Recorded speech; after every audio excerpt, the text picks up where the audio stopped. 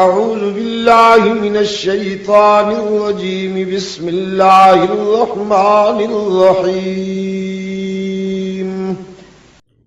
السلام علیکم۔ سید عبد المجید ندیم چینل میں آپ سب دوستوں کو خوش آمدید۔ 25 دسمبر سن 2011 ترنول راولپنڈی میں قرآن اور انسانیت کے موضوع پر حضرت شاہ صاحب رحمۃ اللہ تعالی علیہ خطاب فرما رہے ہیں، تو آئیے ہم سب مل کر حضرت شاہ صاحب رحمۃ اللہ علیہ کا یہ خطاب سنتے ہیں۔ بصيرا كما أمر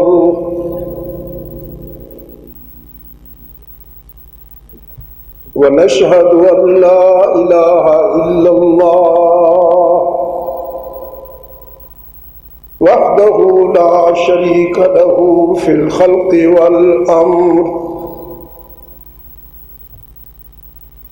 إرغاما لمن جحد به وكفر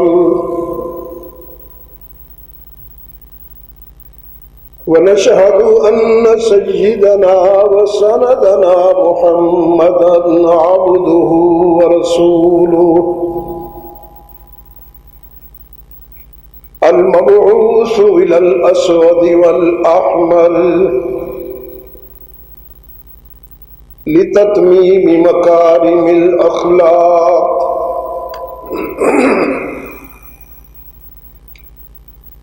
لا يخلق نبي ولا رسول بعده ولا أمة بعد أمته ولا شريعة بعد شريعته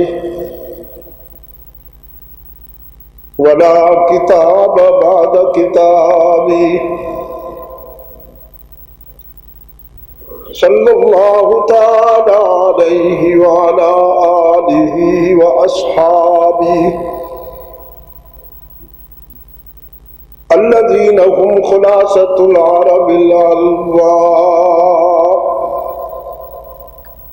وخير الخلائق بعد الأنبياء وهم كالنجوم في السماء للاهتداء والاقتداء وهم مفاتيح الرحمة ومصابيح الغرر أعوذ بالله من الشيطان الرجيم بسم الله الرحمن الرحيم إن هذا القرآن يهدي للتي هي أقوم وقال الله تعالى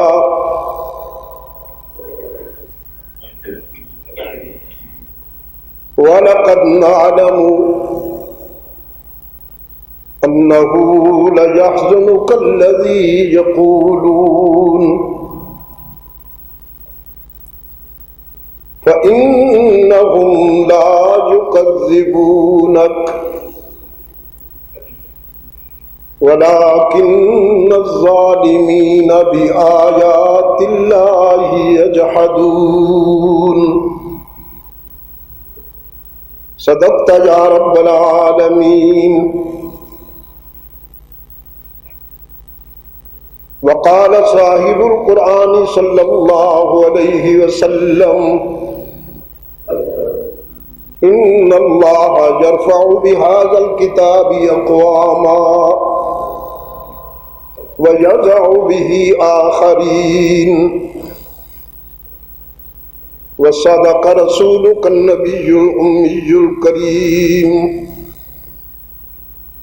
ونحن على ذلك لمن الشاهدين والشاكرين والحمد لله رب العالمين۔ خدا در انتظار حمد مانیست، محمد چشم بر راہ ثنا نیست۔ محمد حامد حمد خدا بس، خدا مد آفرین مصطفیٰ بس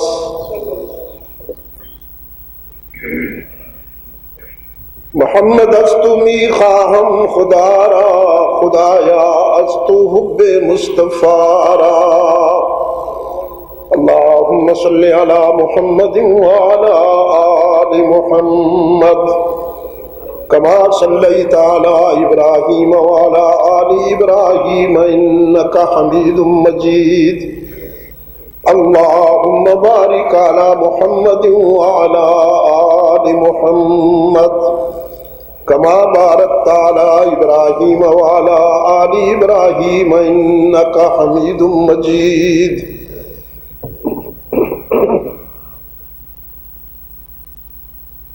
میزبان مکرم ملک محمد افتخار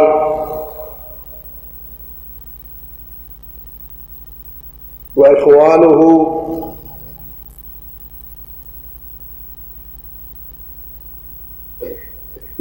مہمان عزیز جانشین حضرت شیخ القرآن رحمۃ اللہ علیہ مولانا اشرف علی و دیگر انتہائی واجب الاحترام علماء کرام، دینی بھائیوں، عزیزوں، آج 25 دسمبر 2011 عیسوی ہم جہاں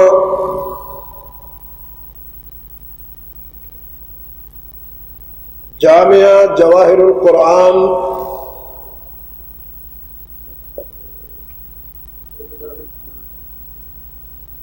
ترنول راولپنڈی پاکستان میں کچھ دیر کے لیے دعوت و تبلیغ کی نسبت سے مل بیٹھے ہیں۔ اس ملاقات کا ذریعہ بنے ہیں انسانی نقطہ نظر سے ہمارے عزیز مولانا اشرف علی صاحب سلمہ، اور داعی ہیں ہمارے ملک صاحب محمد افتخار صاحب اور ان کے برادران اور ان کے رفقاء کار۔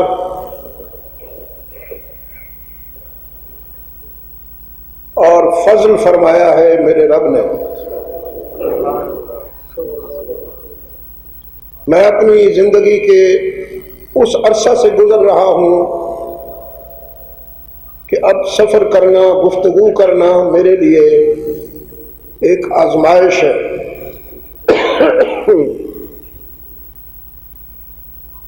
میرے جسم کا علاج کرنے والے معالج مجھے روکتے ہیں، وہ کہتے ہیں اگر آپ احتیاط نہیں کریں گے تو آپ کی زندگی خطرے میں ہے۔ میں پچھلے سال کینیڈا میں تھا تو ڈاکٹروں نے مجھے چیک کیا، ان کی متفقہ رائے تھی کہ سیڑھیاں نہیں چڑھنا چاہیے، زیادہ بے آرام نہیں رہنا چاہیے، گفتگو نہیں کرنی چاہیے، بس بہت ہی نارمل سی آپ۔ میں نے کہا جتنی زندگی مجھے دنیا میں مل گئی اس سے زیادہ کی میں آرزو نہیں رکھتا، اور اس کا بے پناہ کرم کہ میری 70 سالہ زندگی میں اللہ نے مجھے اپنے دین پر استقامت عطا فرمائی، اور جب میں اس دنیا سے جاؤں گا تو انشاءاللہ مسلمان جاؤں گا۔ یہ اللہ کی نعمتوں میں سے سب سے بڑی نعمت ہے۔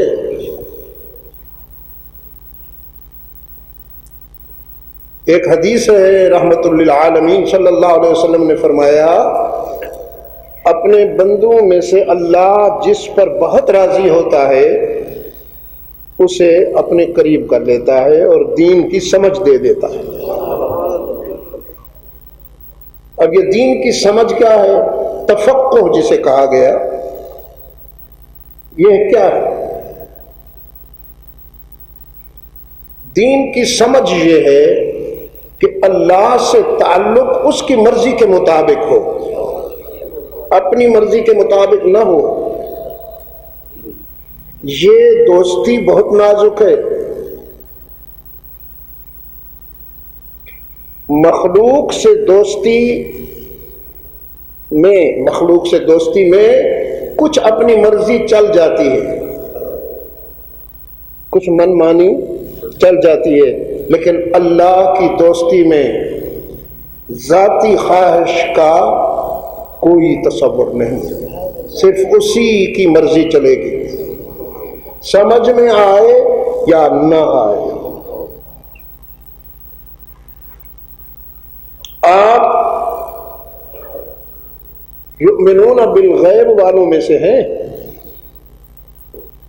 آپ کے ایمان کا حرف آغاز ہی یہ ہے کہ ہم اپنے رب کو آنکھیں بند کر کے مانتے ہیں کہ وہ ہے۔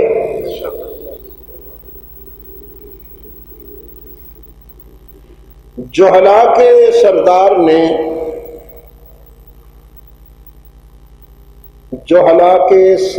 نے فقہا کے امام سے کہا، یعنی ابو جہل نے ابو بکر سے کہا، تم نے اللہ پر ایمان کا یقین بنا لیا، اللہ کو کبھی دیکھا بھی ہے؟ کبھی تمہارا مشاہدہ ہوا ہے؟ تو اس کا جواب یہی تھا کہ نہیں، ہم نے تو رحمت عالم صلی اللہ علیہ وسلم کے ارشاد پر، ان کی ترغیب پر یہ سعادت ہمیں ملی۔ تو پھر اس نے کہا، تم نے اپنے رسول سے کیوں نہیں کہا کہ ہمیں اللہ دکھاؤ پھر مانیں گے؟ اب یہاں آ کر عقل کی سرحد ختم ہوئی اور عشق کا سفر شروع ہوا، وجدان کا سفر، قلب کا سفر وہ شروع ہوا۔ صدیق اکبر نے کہا، ہم اگر اصرار کرتے اور اپنے آقا سے عرض کرتے کہ ہمیں پہلے اللہ کا مشاہدہ کرواؤ پھر ایمان لائیں گے، تو شاید کوئی جھلک دکھا دی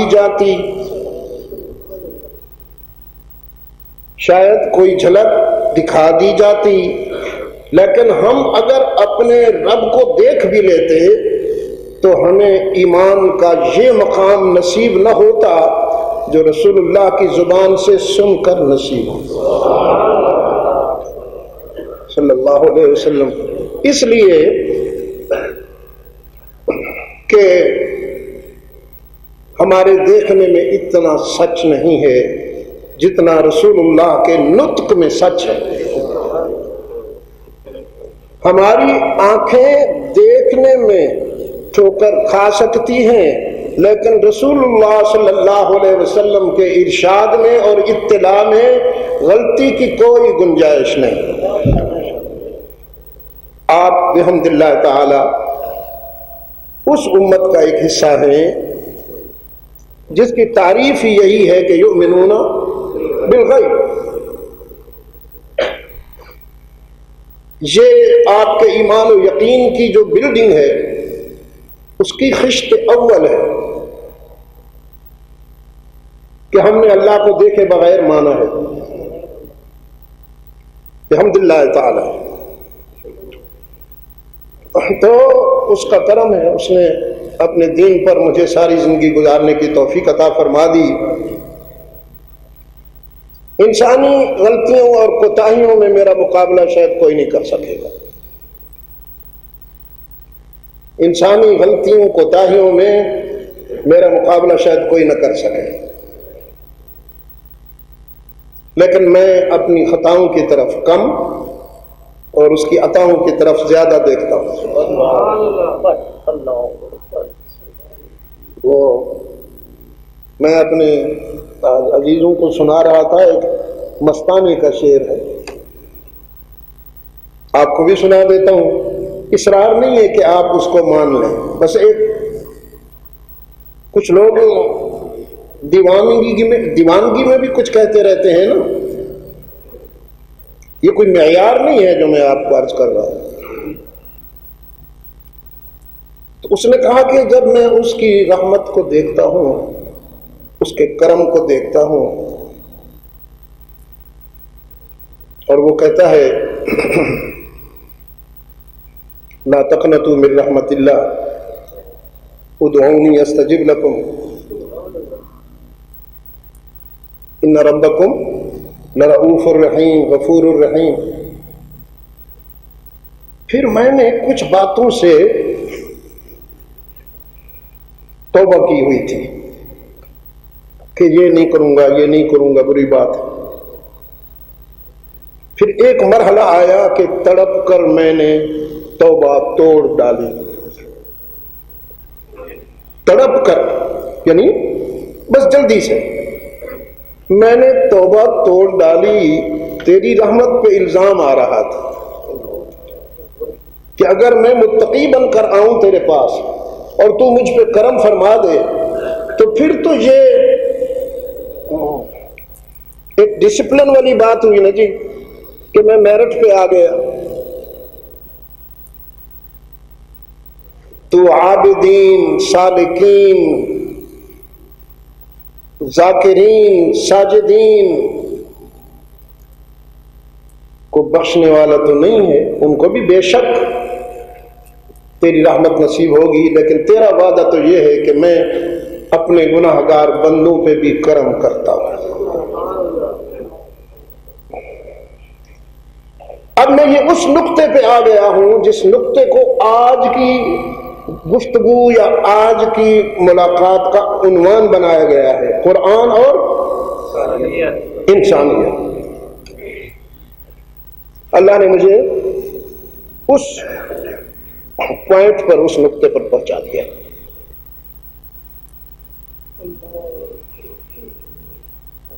ادیان باطلہ میں انسانی تاریخ میں جتنے مذاہب گزرے ان تمام کی تعلیمات کا خلاصہ یہ ہوتا ہے کہ نیکوکاروں کی فلاح ہوگی اور پاپی مارے جائیں گے. جب میں ان کی تعلیمات کو مجموعی طور پر سامنے رکھتا ہوں تو یہ خلاصہ ہے، نیکوکار بخشے جائیں گے اور گناہگار مارے جائیں گے. جنت ابرار کے لیے ہے، اخیار کے لیے. صرف اسلام اس آسمان کے نیچے اور زمین کے اوپر وہ مذہب ہے، وہ نظریہ ہے جس نے کہا اخیار اور ابرار بھی اپنے اعمال و اخلاق صالحہ کی اللہ کی طرف سے پھل پائیں گے، مغفرت ہوگی، لیکن اس کے کرم اور اس کے لطف سے گناہگار بھی محروم نہیں رہیں گے.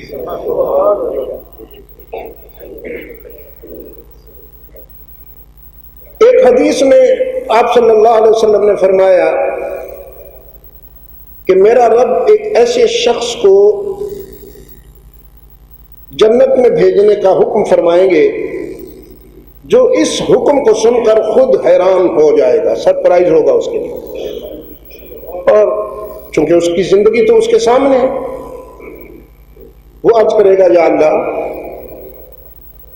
مجھ جیسا پاپی، مجھ جیسا ناکارہ، میں نے تو تیری بات نہیں مانی، میں نے تو ساری زندگی نفس کی بندگی کی، آج مجھے یہ اتنا بڑا اعزاز کس بات پہ مل رہا ہے؟ تو رب العالمین فرمائیں گے ایک شب غفلت تھی، سو رہا تھا تو، کروٹ بدلتے ہوئے بے ساختہ تو نے یا اللہ کہا تھا۔ تجھے تو یاد نہیں ہوگا، مجھے یاد ہے، بس میں نے اسی پر تیری ساری کوتاہیاں معاف فرما دی۔ اس لیے کہ اس یا اللہ میں نمائش نہیں تھی، تصنع نہیں تھا، سیاست نہیں تھی، وہ بے ساختہ تیری فطرت بولی تھی، اور اس انداز میں وہ تیرے زبان سے نکلا کہ میزان میں اس کا بڑا وزن ہو گیا۔ اسرائیلیات میں کچھ چیزیں تو حکایتی، بس اس طرح روایتی افسانوی ہیں، لیکن بعض اس پتھروں کے ڈھیر میں کبھی کبھی موتی بھی مل جاتے ہیں، اور میں انہیں کوڈ کرتا ہوں۔ سیدنا موسیٰ علیہ السلام کی قوم میں، بنی اسرائیل میں، ایک آبادی میں بگڑے ہوئے نوجوان کو لوگوں نے متفقہ فیصلہ کیا کہ اسے آبادی سے نکال دیا جائے۔ یہ برا ہے، بہت برا ہے، اس کی برائی دوسروں کو متاثر کرے گی، اور اس کے لیے اس کو بھی یہ فیصلہ سنا دیا گیا کہ یہ قومی فیصلہ ہے، تم اس آبادی میں رہنے کی بھی کوئی اجازت نہیں اور واپس آنے کی بھی کوئی گنجائش نہیں۔ اس وقت آبادیاں قلعوں میں بند ہوتی تھیں، اس کے آثار اب بھی آپ کو ملیں گے۔ آپ پشاور جائیے، اس کے مختلف گیٹ ملیں گے آپ کو، فلاں گیٹ اور فلاں گیٹ۔ ملتان جائیے، ان کے گیٹ ملیں گے آپ کو۔ یہ جو پرانے شہر ہیں ان کے ابھی تک یہ آثار ہیں کہ پوری آبادی ایک حد میں ہوا کرتی تھی، جس کے باہر پوری فصیل ہوا کرتی تھی، دیوار ہوا کرتی تھی۔ ایک خاص وقت پر دروازہ بند ہو جاتا تھا اور صبح ایک خاص وقت پر دروازہ کھلا کرتا تھا۔ اس نوجوان کو نکال دیا گیا، زیادہ سفر جتنا لے سکتا تھا وہ ساتھ لے لیا، کچھ پینے کے لیے پانی، کچھ کھانے کے لیے جو کچھ تھا اس وقت وہ لے لیا۔ وہ کہاں تک پورا ہوتا، ختم ہو گیا، اور گرمی سے دہکتا ہوا صحرا اس کے سامنے تھا۔ موت کو قریب پایا، کوئی سایہ ڈھونڈتا پھرا کہ میری ڈیڈ باڈی، میرا جسد خاکی دھوپ میں نہ سڑتا رہے، سائے میں پڑا رہوں۔ کوئی سایہ مل گیا، پھر وہاں زندگی کے آخری سانس لیتے ہوئے اس نے اپنے رب سے بات کی، لیکن اس زبان سے نہیں، یہ جو حیوانی ہے جو سب کو ملی ہے، اس سے کہ یا اللہ میں اتنا برا ہوں کہ مجھے کسی کے بتانے کی ضرورت نہیں، میں خود کو خود جانتا ہوں، خود شناسی کے مقام پہ ہوں۔ تیرے بندوں نے بھی مجھے نکال دیا، لیکن یا اللہ کیا تو بھی مجھے معاف نہیں کر سکتا؟ اچھی بات ہے، اگر یا اللہ میرے معاف کرنے میں تیری رحمت کے خزانے میں کوئی کمی آتی ہے تو مجھے معاف نہ کر، جہنم رسید کر دے۔ لیکن اگر میرے معاف کرنے میں تیری رحمت میں کوئی کمی نہیں آتی تو میں سب سے تو نا امید ہوں، لیکن تجھ سے نا امید نہیں ہوں۔ بس یہی کہتے کہتے جان نکل گئی۔ رب العالمین کا پیغام لے کے آیا اللہ کا نمائندہ حضرت موسیٰ علیہ السلام کے پاس، فلاں صحرا میں جاؤ، میرا ایک بندہ دنیا چھوڑ چکا ہے،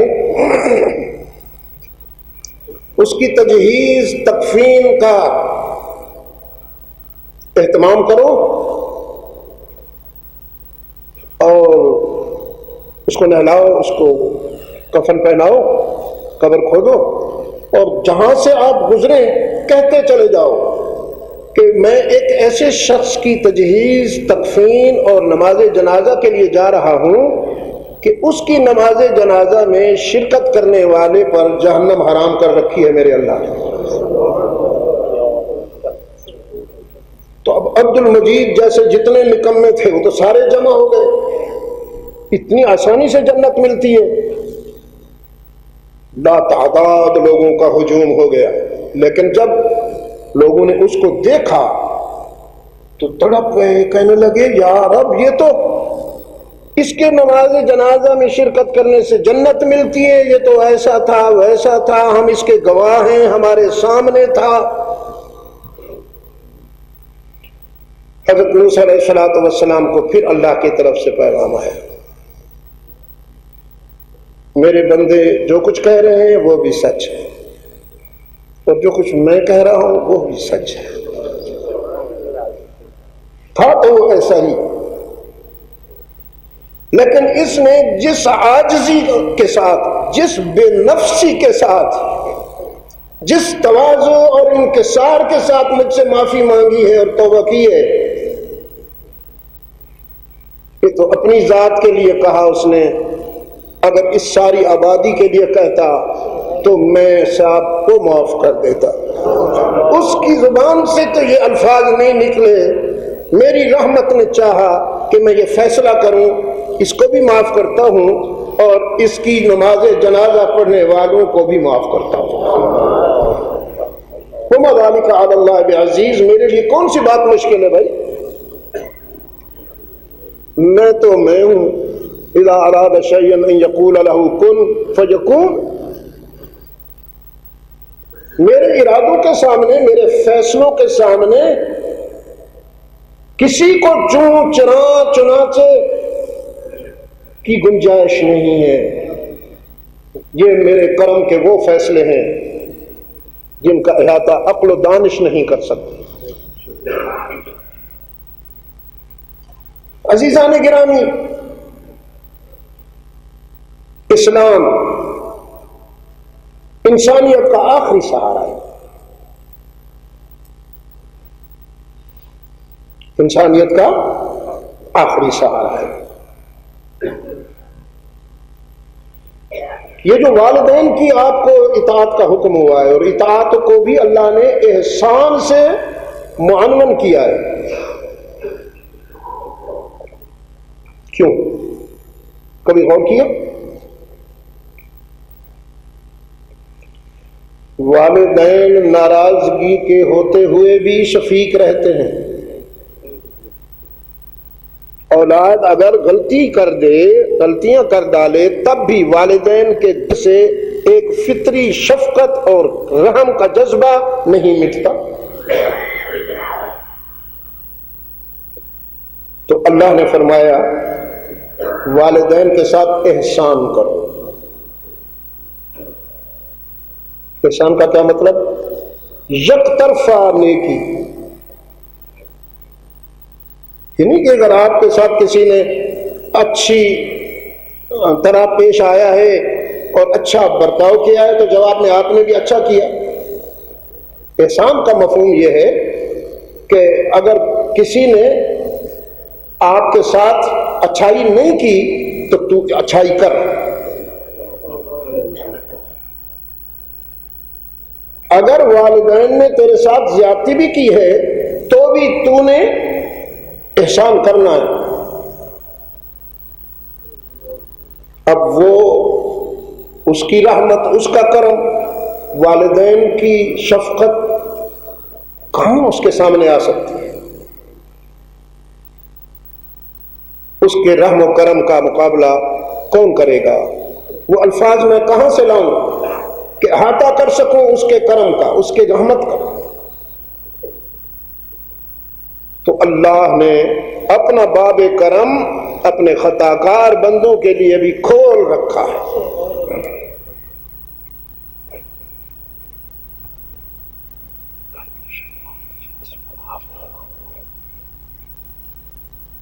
یا عبادی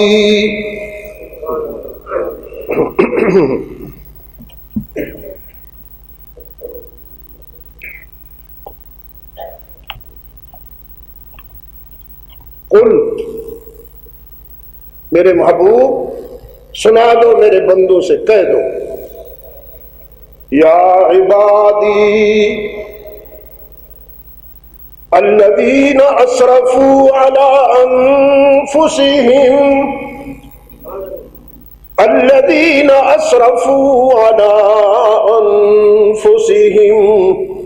لا تقنطوا من رحمت اللہ۔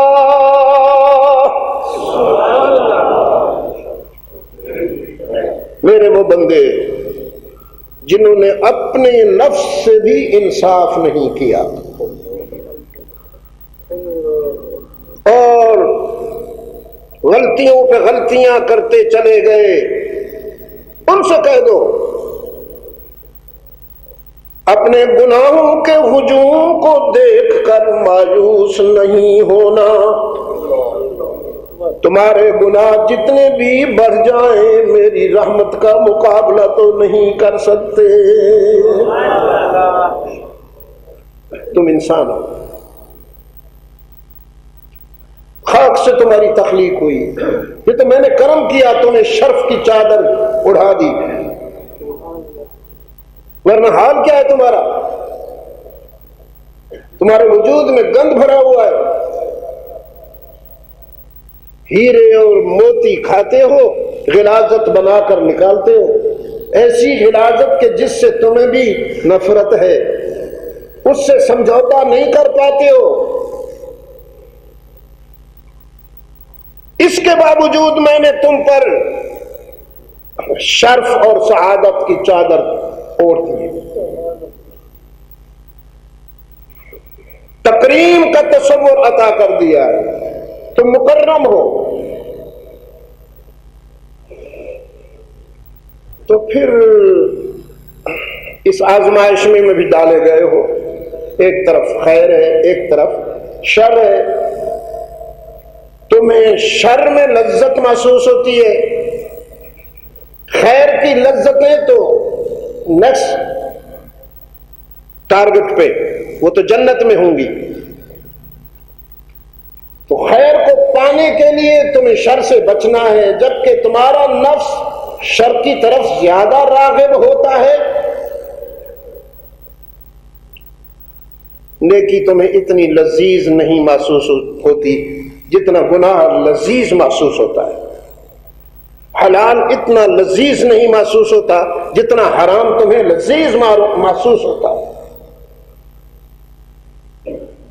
تو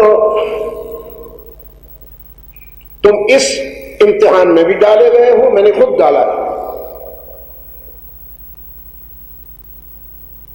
تو اب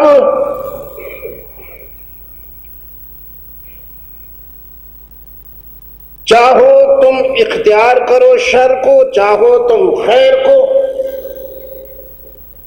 لیکن تم جو بھی کرو میں رحیم و کریم رہوں گا، میری پہچان نہیں بدلے گی، تمہارے اعمال بدلیں گے، میری پہچان نہیں بدلے گی۔ شہدائے احد کے سیدنا حمزہ کا قاتل رسول اللہ صلی اللہ علیہ وسلم کی خدمت میں شرمندہ ہو کر آیا اور عرض کیا، میرے جیسے پاپی کو بھی معافی مل سکتی ہے؟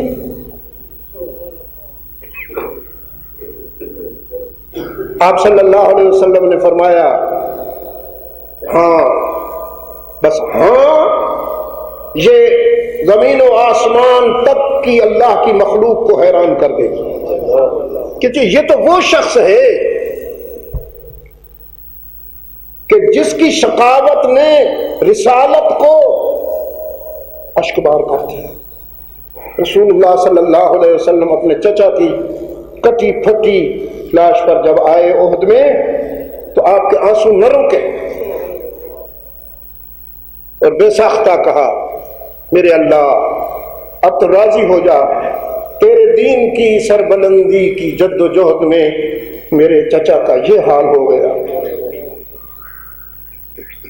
لیکن اس نطق سے، اس زبان سے ہاں نکلی۔ تجھ جیسے کو بھی معافی مل سکتی ہے اگر تو شرک نہ کرے، اگر تو شرک نہ کرے۔ اس نے کچھ سن بھی رکھا تھا نا، تو پھر جو سن رکھا تھا اسے کوڈ کیا، کہنے لگا اللہ کے رسول قرآن تو یہ کہتا ہے من قتل منکم مؤمنا متعمدا فجزاؤہ جہنم، جس نے کسی مومن کو جان بوجھ کر قتل کیا وہ جہنمی ہے، اور جہنم میں بھی خلود کے ساتھ جائے گا، وقتی نہیں، ایڈ ہاک بیسس پہ نہیں، پرماننٹ جائے گا۔ میں نے تو صرف مومن کو نہیں بلکہ مومنوں کے ایک مایہ ناز کردار کو قتل کیا ہے، میں تو حمزہ کا قاتل ہوں۔ آپ صلی اللہ علیہ وسلم نے فرمایا تو نے ادھوری آیت کو سامنے رکھا نا، پورا کرو۔ فَجَزَاؤُهُ جَهَنَّمْ خَالِدًا فِيهَا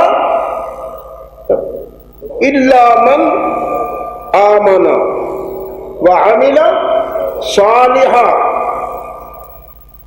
جس نے اس کی بادشاہت کو مان لیا۔ ایمان کے معنی وہی جو میں پہلے کر چکا ہوں، اللہ سے دوستی، اللہ سے وہ تعلق جو بندگی کی علامت ہے اور بندگی کی زینت بھی ہے۔ وَعَمِلَ صَالِحًا، اور اپنے اعمال سے ثابت کر دیا کہ میرا ایمان ٹھکوسلا نہیں ہے، میرا ایمان ایمان ہے جس میں سچ کے سوا کچھ نہیں ہے۔ اب وہ چپ ہو گیا، کہنے لگا ایمان کا ارادہ کر کے تو آیا ہوں، لیکن یہ جو ایمان کے بعد عمل صالح کی شرط ہے، شاید اس شرط پر میرا نفس شریر مجھے پورا نہیں اترنے دے گا۔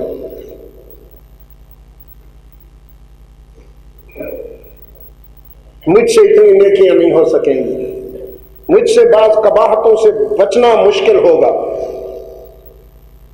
میں مغلوب ہوں، نفس کے ہاتھوں مغلوب ہوں اللہ کے رسول۔ تو پھر یہ آیت آئی تسلی کے لیے، یا عبادی الذین اسرفوا علی انفسہم لا تقنطوا من رحمت اللہ۔ تو بارگاہ رسالت سے ایک انسان کو اس کی سنگین غلطی کی معافی تو مل رہی ہے، لیکن وہ معافی مشروط ہے۔ بارگاہ رسالت یہ چونکہ قانون، یہ عدالت ہے، یہ قانون کی بارگاہ ہے، بے شک وہاں سے رحمت اور وہاں سے کرم اترتا ہے، لیکن اس رحمت اور کرم کو، اس کی ڈیفینیشن یہاں عدالت میں ہوتی ہے کہ اللہ کی مرضی کیا ہے۔ وہ رؤوف بھی ہے، رحیم بھی ہے، کریم بھی ہے، تواب بھی ہے، لیکن یہاں اس کا نمائندہ جو آخری نمائندہ بیٹھا ہے وہ کہتا ہے اس کا لطف و کرم اپنی جگہ وہ بالکل صحیح ہے، لیکن اگر کوئی شرک کرتا ہے تو اس کو اللہ کی رحمت پر، اس کے کرم پر نظر رکھ کے شرک نہیں کرنا چاہیے۔ وہ رؤوف و رحیم ہوتے ہوئے بھی سب کو معاف کرے گا، لیکن مشرک کو معاف نہیں کرے گا۔ مفہوم عرض کیا میں نے، پھر آیت آئی ہے، ان اللہ لا یغفر ان یشرک بہ ویغفر ما دون ذلک لمن یشاء۔ ٹھیک ہے نا جی؟ بھائی اگر اہلیہ نے کھانا وقت پہ نہیں بنایا، یا کھانے میں نمک مسالہ زیادہ ڈال دیا، یا کپڑے پریس کرتے ہوئے جلا ڈالے، یا آپ کا ٹی سیٹ یا ڈنر سیٹ توڑ ڈالا، تو آپ معاف کر دیں گے نا؟ توبہ توبہ، چپ بیٹھے ہو، کرتے رہتے ہو، اتنے تو سنگ دل نہیں ہو کہ چھوٹی موٹی غلطیاں جو گھر میں ہوتی رہتی ہیں انہیں بھی معاف کرنے کو دل نہ کرے، کر دو تو کر دیتے ہو نا۔ لیکن جس نظر سے وہ تمہیں دیکھتی ہے، اگر اسی نظر سے کسی اور کو دیکھ لے تو پھر یہ بھی معاف کر دیتے ہو۔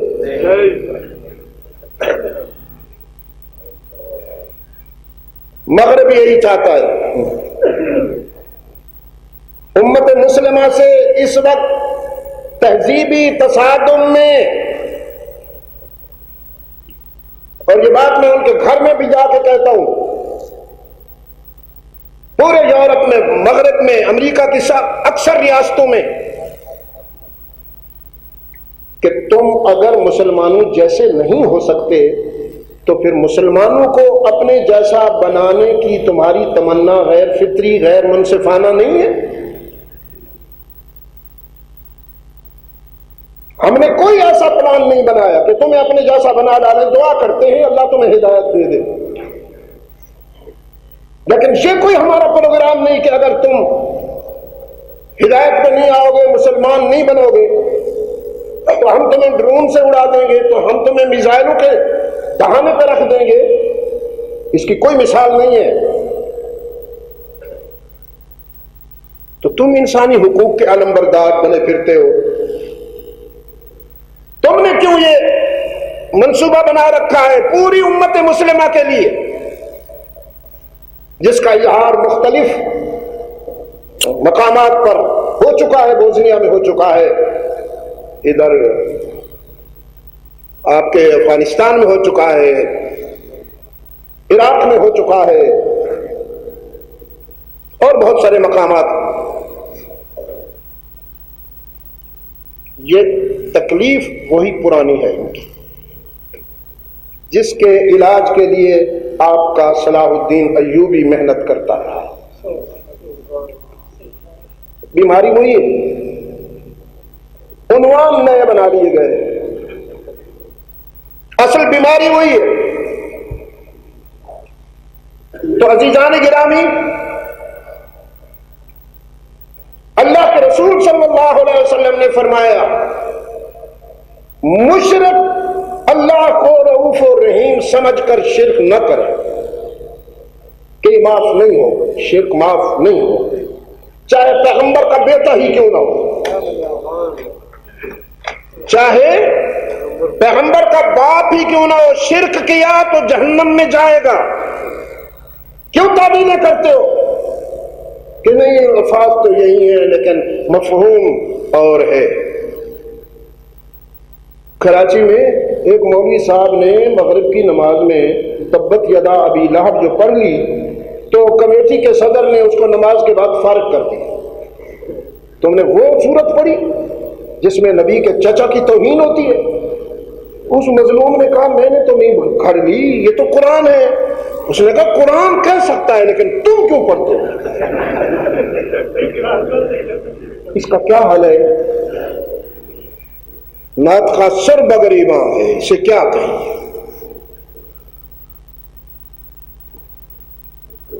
میں نے ایک آیت پڑھی آپ کے سامنے ابتدا میں، اس آیت کا مفہوم آپ کے دل و نگاہ میں اتارنے کے لیے کچھ تھوڑی سی یہ تمہیدی باتیں میں نے گوش گزار کر دی. اللہ کرے کہ یہ آپ کے دل تک اتری ہوں، آپ کے دل تک پہنچی ہوں. رحمت عالم صلی اللہ علیہ وسلم سب سے زیادہ بے قرار اس بات پر رہتے تھے کہ یہ اللہ کے بندے ہدایت کی روشنی کی طرف، ہدایت کے نور کی طرف کیوں نہیں آ رہے. جس پر رب العالمین کو کہنا پڑا لعلک باخع نفسک، اس فکر میں کیا جان دے دو گے؟ کس دل کو ہدایت کے نور سے منور کر دوں، یہ صرف میرا اختیار ہے. ما علیک الا البلاغ، آپ پر صرف میری بات میرے بندوں تک پہنچا دینا ضروری ہے، اور یہی آپ کا منصب ہے. اس کے بعد کس نے ابو جہل رہنا ہے، کس نے ابو بکر بننا ہے، یہ فیصلہ میں کرتا ہوں.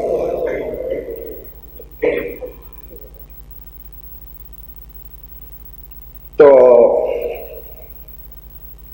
اللہ تعالی کے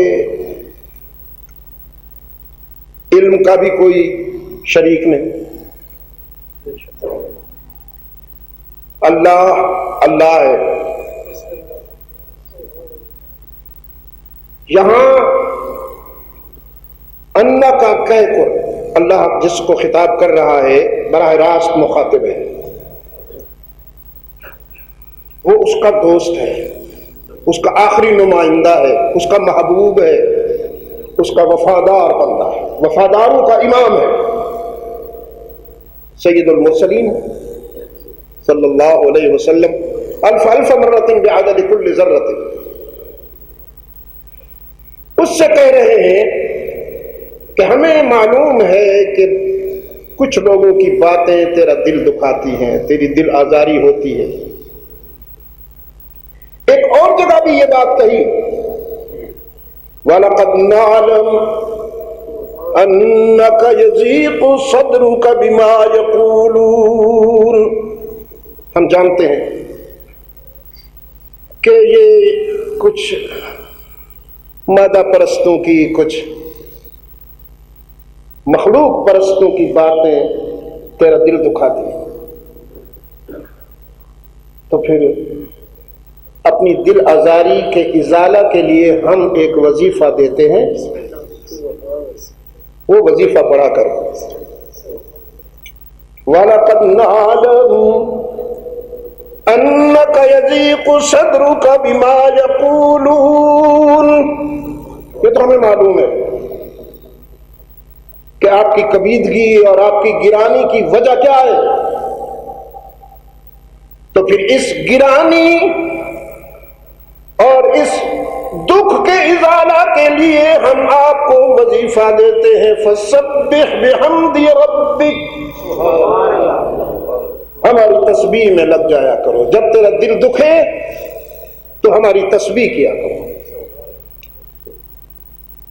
بخاری شریف کی آخری حدیث ہے، آپ سنتے رہتے ہیں کہ دو کلمے اللہ کو بہت محبوب ہیں، پڑھنے میں آسان ہیں، وزن میں میزان میں سب سے زیادہ ثابت ہوں گے، سبحان اللہ و بحمدہ سبحان اللہ العظیم. اب یہ جو کلمے ہیں، یہ دونوں کلمے فطرت کے کلمے ہیں. یہ صرف انسان نہیں، پوری کائنات اس کی تسبیح کرتی ہے. انسان ذکر کا مکلف بھی ہے، لیکن تسبیح کامن ہے، عام ہے. وہ ہوا کے جھونکوں میں بھی ہے، وہ سورج کی کرنوں میں بھی ہے، وہ چاند کی چاندنی میں بھی ہے، وہ ستاروں کی چمک میں بھی ہے، وہ سبزے کی کھیتیوں کی لہک میں بھی ہے، وہ پرندوں کی چہک میں بھی ہے، اور تسبیح تو پھولوں کی مہک میں بھی ہے. اِن مِّن شَيْءٍ إِلَّا يُسَبِّحُ بِحَمْدِهِ اِن مِّن شَيْءٍ إِلَّا يُسَبِّحُ بِحَمْدِهِ. کوئی شے نہیں ہے جو ہماری تسبیح نہ کرتی ہو. وَلَكِنْ لَا تَفْقَهُونَ تَسْبِيحَهُمْ، لیکن ان کے انداز تسبیح کو تم نہیں سمجھتے ہو. تو پھر اہل نظر نے اس کی یوں تعویل کی یا تشریح کی کہ ہواؤں کی جو سرسراہٹ ہے بس یہ ان کی تسبیح ہے. جب بادل آتے ہیں ان میں آواز بھی آتی ہے، چمک بھی آتی ہے، تو میں اور آپ کہتے ہیں گرج چمک ہو رہی ہے، قرآن کہتا ہے اس کی تسبیح ہو رہی ہے. وَيُسَبِّحُ الرَّعْدُ بِحَمْدِهِ وَالْمَلَائِكَةُ مِنْ خِيفَتِهِ. یہ گرج چمک اللہ کی بندگی ہے، اس کی تسبیح. تو یہ ساری کائنات جو اس کی بندگی کرتی ہے اس کو کوئی ٹینشن نہیں ہے عزیزو. وہ مطمئن زندگی گزارتے ہیں، جتنا عرصہ حیات لے کے آئے ہیں مطمئن. کبھی کسی نے، میں کہا کرتا ہوں افریقہ ماریشس ایک افریقی مرکز ہے، سینٹرل پلیس ہے افریقہ کا. دوست مجھے لے گئے تو فائبر گلاس کی بنی ہوئی وہ بوٹس ہیں، پانی کے اندر چلی جاتی ہیں، اس کے اندر جاتی ہیں تو بس پھر ایک اور کائنات سامنے آ جاتی ہے. اتنے جانور ہیں اس میں کہ گننا تو دور کی بات ہے، ان کو پوری طرح دیکھنا بھی مشکل ہے.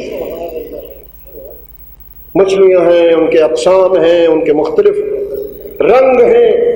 کسی مچھلی نے، کسی پانی کے جانور نے میرے پاس آ کر مجھ سے نہیں کہا شاہ صاحب بے قرار رہتا ہوں، کوئی وظیفہ بتا دیجیے یا کوئی تعویذ لکھ دیجیے. میں قرآن ارض کا مطالعہ کر کے بیٹھا ہوں. جنگل کے جانوروں میں سے کسی نے آج تک سکون کے لیے مجھ سے نہ تعویذ طلب کیا نہ کوئی وظیفہ پوچھا. تو کتنی عزت والا تھا، تجھے اللہ نے تکریم عطا فرمائی، اشرف المخلوقات بنایا، لیکن اللہ سے بگاڑ کر بندوں سے امیدیں لگا بیٹھا ہے. اب سکون کو ترستا ہے. اپنے جیسوں سے جا کے کہتے ہیں کہ ہمارے سکون کا علاج کیجیے. تیرے جیسے تیرے کیا کام آئیں گے؟ تیرے جیسے تو وہی کچھ کریں گے. اب یہ میڈیا بھی بڑا بدبخت ڈھونڈتا ہے کہیں سے کوئی کمزوری مل جائے، ڈھونڈتا ہے، ذرا سی بھی کوئی مل جائے تو پھر اس کو نشر کرتا ہے. عزیزان گرامی، رب العالمین نے ایک مقام پر تو یہ فرمایا فسبح بحمد ربک. جب تیرا دل دکھایا جائے تو میری تسبیح میں لگ جایا. ایک اور ترجمہ کروں، جب تیرا دل دکھایا جائے نا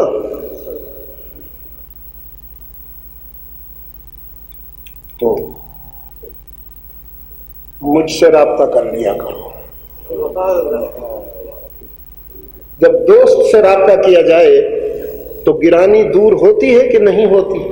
سکون ملتا ہے کہ نہیں ملتا؟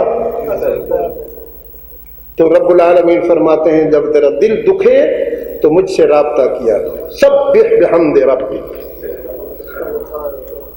یہ تمثیلاً میں نے آپ کو عملاً کر کے فزیکل اس میں دکھا دیا. اب دوسری جگہ فرمایا وَلَقَدْ نَعْلَمُ إِنَّهُ لَيَحْزُنُكَ الَّذِي يَقُولُونَ. جانتا ہوں تیرا دل دکھایا جاتا ہے. فَإِنَّهُمْ لَا يُكَذِّبُونَكَ. لیکن وہ تیری تکذیب نہیں کرتے، ان کو تجھ سے کوئی تکلیف نہیں ہے. فَإِنَّهُمْ لَا يُكَذِّبُونَكَ. وہ تیری تکذیب یعنی تجھے نہیں جھٹلاتے، تجھ سے انہیں کوئی قد نہیں ہے. فَإِنَّهُمْ لَا يُكَذِّبُونَكَ.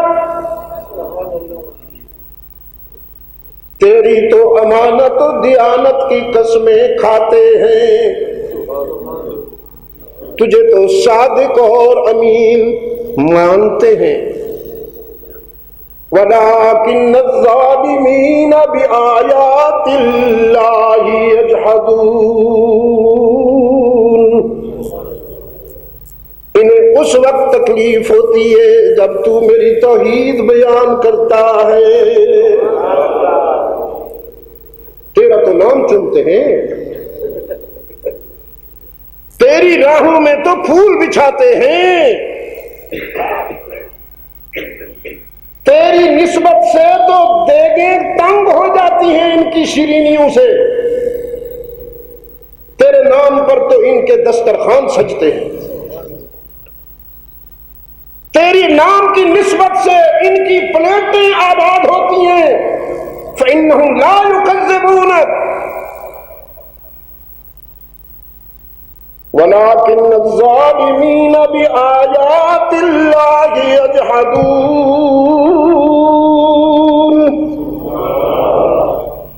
جب تو میری آیتیں ان کے سامنے رکھتا ہے تو پھر ان کی طبیعت بگڑتی ہے۔ اور وہ آیتیں کیا ہیں؟ بنی اسرائیل میں، سورہ بنی اسرائیل میں 15ویں سپارے میں، اذا ذکرت ربک فی القرآن وحدہ، اذا ذکرت ربک فی القرآن وحدہ، جب تو منوانا چاہتا ہے اور ان کے دل و نگاہ میں بٹھانا چاہتا ہے کہ میرا رب لا شریک ہے، مسجود، اللہ ہی معبود، اللہ ہی ہر جگہ موجود، اللہ ہی علام الغیوب، اللہ ہی رحمت عالم صلی اللہ علیہ وسلم کے اردا گرد اسلام کی بیٹیاں فرط مسرت میں کلمات تشکر کہتے ہوئے یہ بھی کہہ گئی ہمارے اندر وہ نبی ہے جو آج کی باتیں بھی جانتا ہے اور آنے والے کل کی باتیں بھی جانتا ہے۔ رب العالمین نے پہلے کلمات تو سن لیے لیکن اس جملے کو برداشت نہیں کیا، یہ نہیں کہنے دوں گا تمہیں، اور نہ یہ میری سوچ میں اس کی گنجائش ہے، کل کی باتیں میرے اللہ کے سوا کوئی نہیں جانتا، اس لیے کہ یہ قانونی ضرورت ہے، یہ قانونی ضرورت ہے۔ ان اللہ عنده علم الساعہ، وہ جانتا ہے قیامت کب آئے گی۔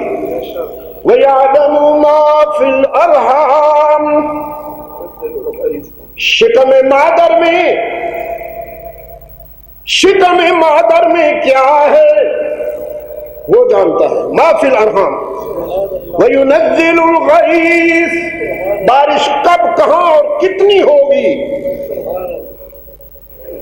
آج تمہاری سائنس اور تمہاری ٹیکنالوجی نے ہواؤں کا رخ دیکھ کر اس حد تک تو معلوم کر لیا کہ فلاں علاقے میں بارش ہونے کا امکان ہے، لیکن یہ تو نہیں جانتے کہ وہ کتنی ہوگی، کس وقت تک ہوگی۔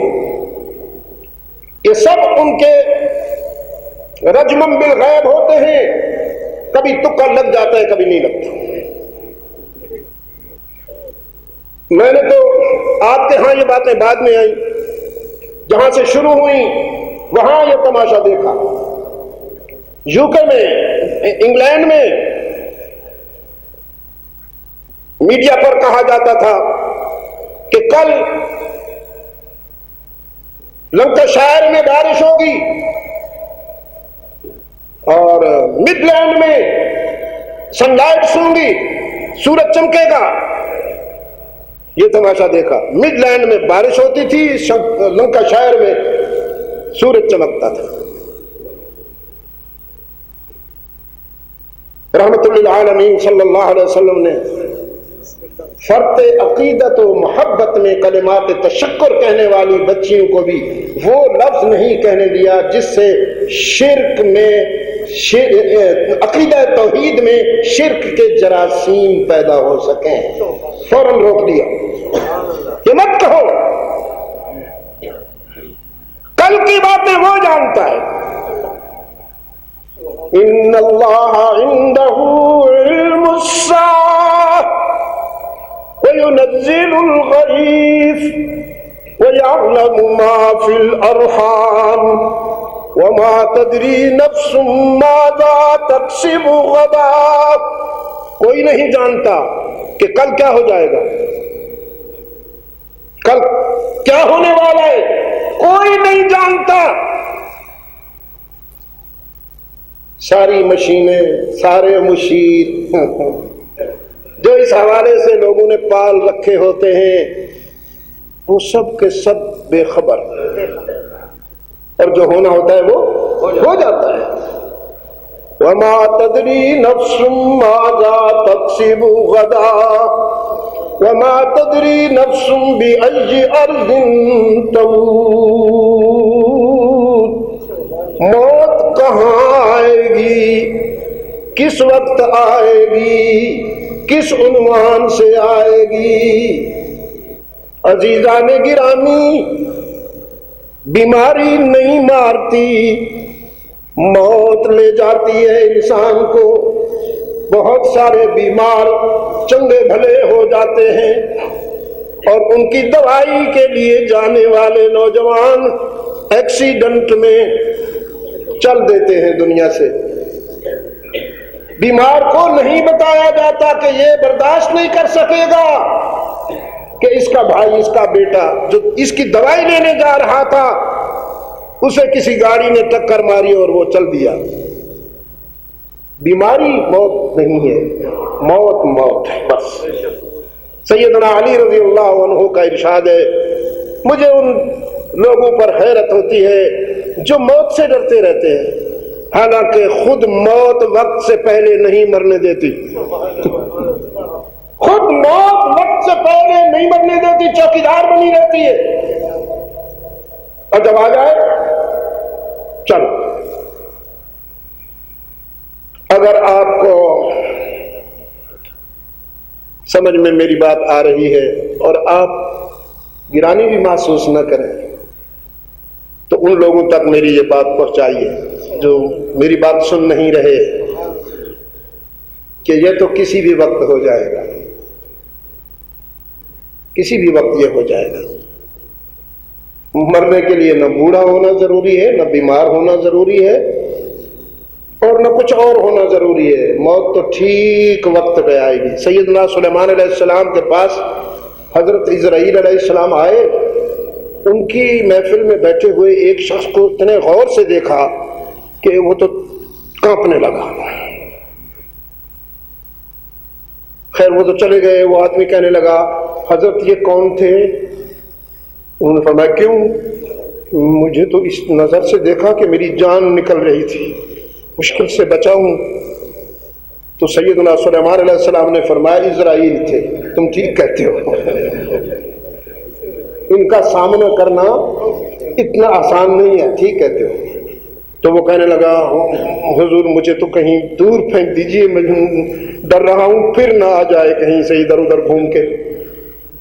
انہوں نے کسی جن کو حکم دیا، اس نے اٹھایا اور جا کے کسی دور جزیرے میں اس کو پھینکا، بس وہ پہنچا اور اسرائیل علیہ السلام بھی پہنچے۔ جو ان کا شیڈیول تھا وہ کمپلیٹ ہو گیا۔ پھر کچھ عرصہ بعد اسرائیل آئے تو حضرت سلیمان علیہ السلام نے پوچھا بھائی کیا ہوا؟ اس دن تم نے اللہ کے ایک بندے کو اتنے غور سے دیکھا کہ وہ لرزہ بر اندام تھا، مرنے لگا تھا، پھر میں نے اسے جزیرہ میں پھینکوایا۔ عرض کیا حضرت اسی لیے تو میں سوچ رہا تھا کہ میرے شیڈیول کے مطابق آج اس کو فلاں جزیرے میں ہونا چاہیے، کیونکہ میرے شیڈیول کے مطابق اس کی جان میں نے لینی تھی۔ تو پھر آپ کے یہاں بیٹھا دیکھ کر میں حیران ہو گیا کہ اس کو تو وہاں ہونا چاہیے، یہاں کیوں بیٹھا ہے؟ لیکن میں جب وہاں پہنچا تو بے امر اللہ وہ پہلے سے موجود تھا۔ موت بس موت ہے، وہ آئے گی اور اپنے ٹھیک وقت پر آئے گی۔ کوئی آپ کا بدترین دشمن اپنی بد دعاؤں سے اس کو پہلے لا نہیں سکتا، اور کوئی آپ کا بہترین دوست اپنی نیک دعاؤں سے اسے ایک لمحے کے لیے مؤخر نہیں کر سکتا۔ کوئی تقدیم و تاخیر کی گنجائش نہیں۔ تو آپ صلی اللہ علیہ وسلم نے فرمایا مجھ سے یہ منسوب نہ کرو کہ میں کل کی باتیں بھی جانتا ہوں، میں تو وہی جانتا ہوں جو میرا اللہ مجھے بتاتا ہے۔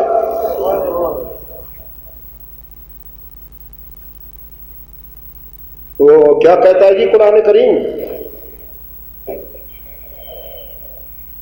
ایک تو یہ میں نے آپ کو یہ جو قوانین خمسہ ہیں وہ سنا دی، ہاں جی جی مغیرات، یہ وہ تو میں نے آج کر دی۔ اور میرے رب نے فرمایا نا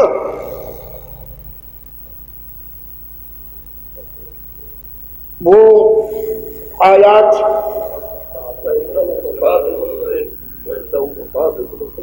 وَعِنْدَهُ مَفَاتِحُ الْغَيْبِ،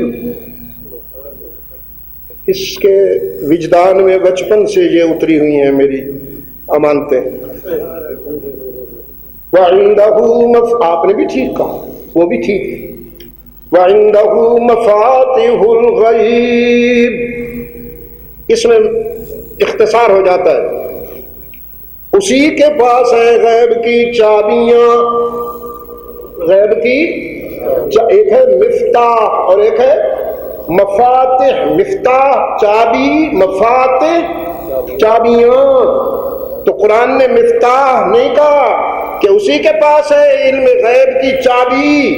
اگر صرف چابی کہتا تو پھر یہاں کے جو مارکیٹر ہیں جنہوں نے مارکیٹیں لگا رکھی ہیں گنجائش مل جاتی انہیں، بڑی چابی تو اللہ کے پاس ہے، چھوٹی چھوٹی چابیاں اس نے اپنے بندوں میں بھی تقسیم کر رکھی ہیں، آخر وہ بھی تو اس کے پیارے ہیں۔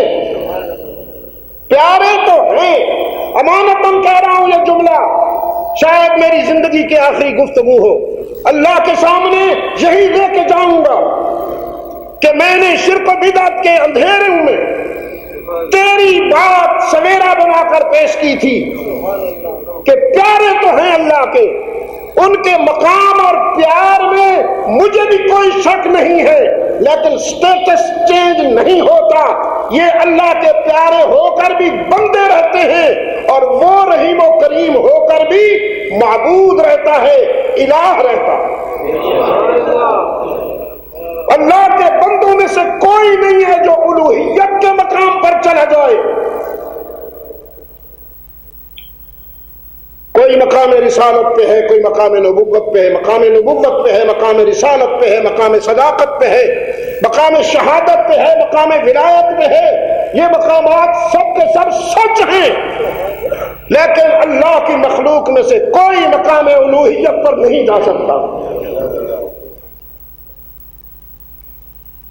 اس میں کوئی شریک نہیں ہے اس کا۔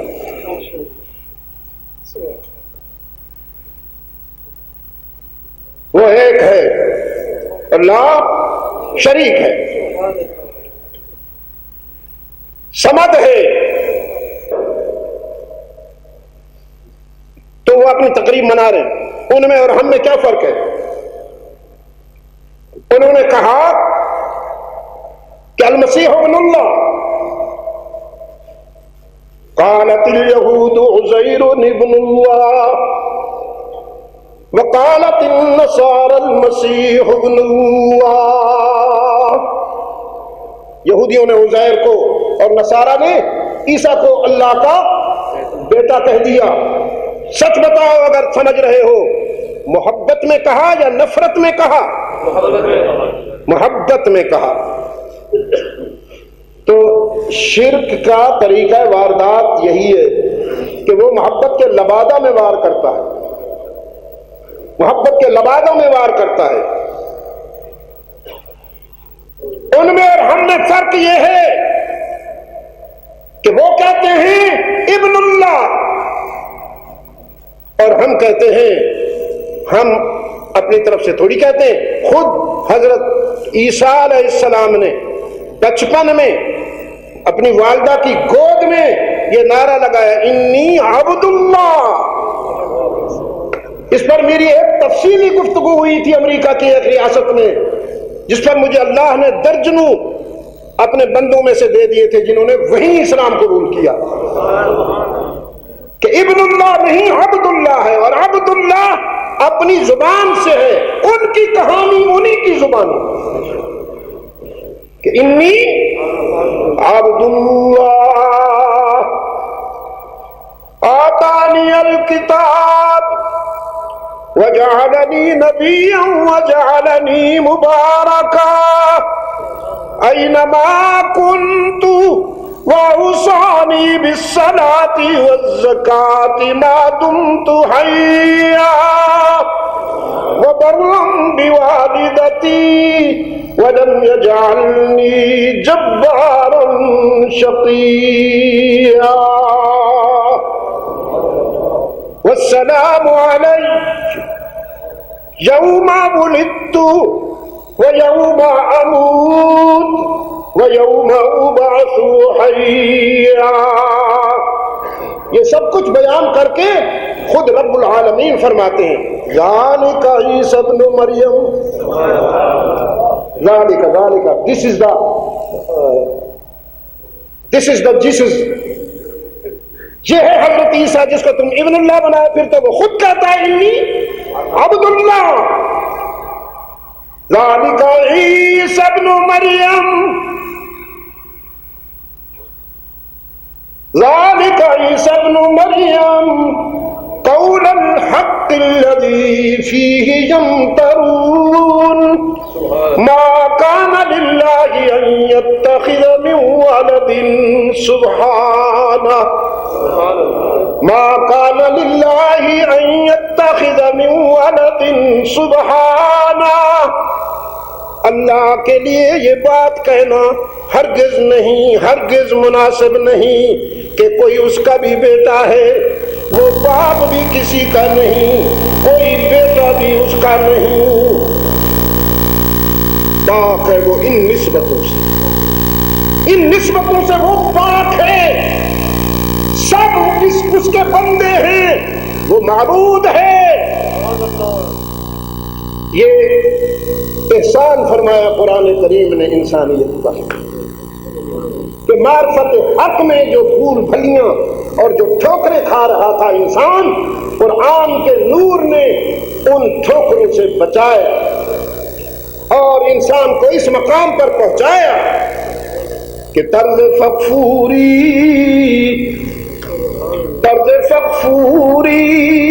نہ ذوق کج کلاہی چاہیے.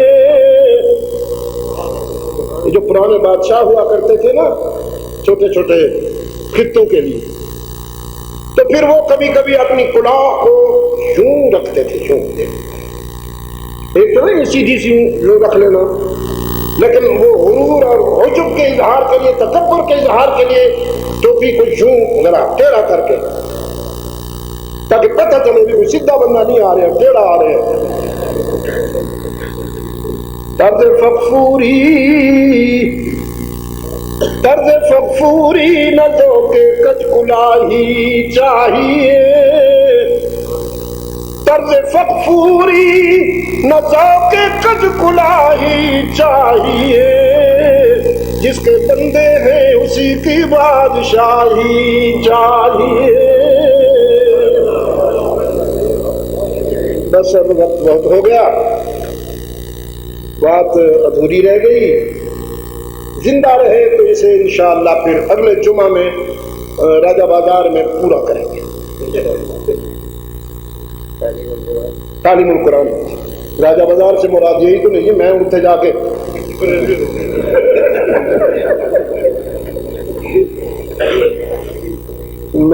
اتنے چھلیاں تو نہیں بیچنیاں. مطلب یہ کہ تعلیم القرآن میں 30 کو انشاءاللہ ہم پھر مل بیٹھیں گے اس کے کرم سے، اور اس سلسلے کو اور آگے بڑھائیں گے. تو یہ ابھی اس سے پیٹ نہیں بھرا، نہیں بھرے گا تمہارا پیٹ. یہ بھوک ہی ایسی ہے. میں دیکھو جی، حضرت نوح نے 1000 سال یہ ڈش پیش کی، جس کی اس کو حرص ہے نا، جس کا کہ توحید لاؤ. 1000 سال سیدنا نوح نے کم و بیش یہ ڈش پیش کی، لیکن اہل نظر کا جی نہیں بھرا. بھر سکتا ہی نہیں. میں تھوڑا سا کہتے ہو اگر عصر کو آخر وقت تک بھی لے جاؤں تب بھی بس آ جانا نا پھر اللہ تعالیٰ اس پودے کو قابل رشک گلشن بنائے. دعا کرتا ہوں ہمارے ملک صاحبان آپ کو یہ سعادت مبارک ہو. یہ اختیاری نہیں ہے، یہ اس کا کرم ہے. آپ سے بڑے بڑے زمیندار اور بڑے بڑے دولت مند پڑے ہوئے ہیں، جن کی دولت کہاں خرچ ہوتی ہے دیکھتے ہو نا. کرسیاں لوگ اٹھا کے لے جاتے ہیں، وہ کہتے ہیں کوئی بات نہیں ہم اور لے آئیں. تو آپ کو اللہ نے یہ ذوق دے دیا کہ آپ نے قرآن و سنت کے علوم کی اشاعت کا پودا لگا دیا. پھر نسبت آپ نے اس شخص کے ساتھ جوڑ دی جو قرآن کا عاشق صادق تھا، شیخ قرآن رحمۃ اللہ تعالی علیہ. تو میں دعا کرتا ہوں اللہ تعالیٰ اس پودے کو گلشن بنائے اور اس کی نکہتیں اللہ تعالیٰ دور دور تک پہنچائے. اسلام کے بیٹوں کے ضمیر روشن ہوں اور ان کے عقائد کی اصلاح ہو، اور یہاں سے انسانیت کامیابی کا راستہ اختیار کرنا سیکھے. اللہم صلی علی محمد وآل محمد وبارک وسلم. ربنا آتنا فی الدنیا حسنۃ وفی الآخرۃ حسنۃ وقنا عذاب النار. ربنا ظلمنا انفسنا وان لم تغفر لنا وترحمنا لنکونن من الخاسرین. یا الہ العالمین عالم اسلام کی مدد فرما، امت مسلمہ پر کرم فرما، بالخصوص فلسطین کے مسلمانوں پر، عراق کے مظلوموں پر، کشمیر کے مظلوموں پر، افغانستان کے مظلوموں پر رحم فرما. اب پاکستان کے مظلوموں پر بھی یا اللہ کرم فرما. یہاں بھی ایک سے ایک کھلاڑی آ رہا ہے جی، نئے نئے نعرے اور نئے نئے وہ کیا کہتے ہیں پھنسانے کے لیے جو جال. تعلق سب کا لندن سے ہے. یا اللہ ہمیں لندنیوں سے بچا، لندنیوں سے بچا. یا اللہ لندن والوں کو لندن پہنچا. ہمیں اپنے وفاداروں کی قیادت عطا فرما. یا اللہ ہمیں اپنے وفاداروں کی قیادت عطا فرما. علماء کرام آپ بھی، اللہ کی یہ مرضی ہے، اللہ کا یہ حکم ہے کہ میری زمین پر میرے دین کی سربلندی کے لیے تم اپنی صلاحیتوں کو خرچ کرو. تو تھوڑا سا آپ بھی باہر آئیں اپنے اس فرض کی ادائیگی کے لیے. اس قوم کی یہ مظلوم اس لیے پرایوں کے جال میں پھنستے ہیں کہ اپنے ان سے دور رہتے ہیں. ان کو سنبھالیے، انہیں سنبھالیے، انہیں صالح قیادت عطا فرمائیے. یا اللہ ہمارے گناہوں کو معاف فرما، فیصلے ہمارے اعمال پر نہیں اپنے کرم کے مطابق فرما. یا اللہ اپنے محبوب کی امت کو نیک اور ایک بنا.